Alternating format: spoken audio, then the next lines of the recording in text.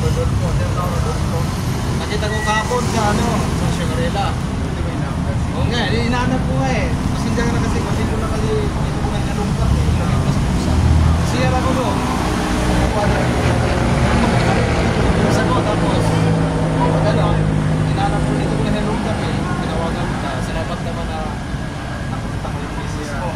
Thank you kuya. Salamat. Napunta ko yung misis mo. So, Bawasan sa trouble. oo nga eh. Kasi ID.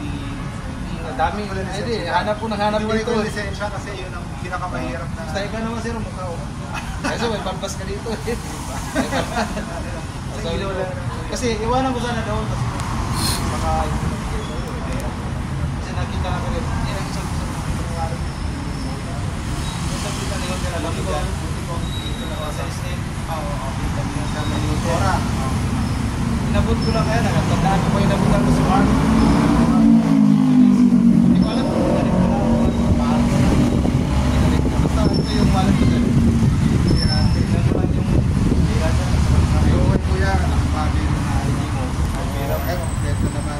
Priority natin sa atin. Yan, favorite. Basta, Basta ano ko lang, advice lang, ano lang din, baka sakaling may makakita, na huwag natin, ano, kung mayroong makikita, kailangan ibalik natin sa may-ari kasi maliit man yun na bagay o malaki, basta importante sa kanila yun.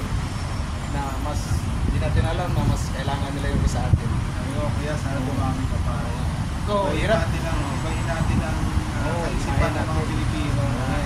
Kahit harap yan sa atin, quality sa hirap na Hirap din sa buhay. Basta, Kuya, kuya, maraming salamat. Kuya, meron ako konting token. ano mo na?